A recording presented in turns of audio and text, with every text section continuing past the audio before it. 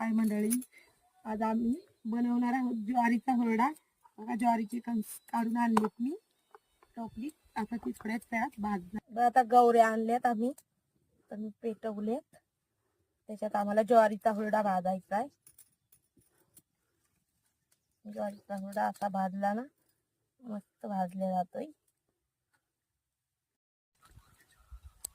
आता हुरडा टाकून घेत आहेत आम्ही भाजण्यासाठी.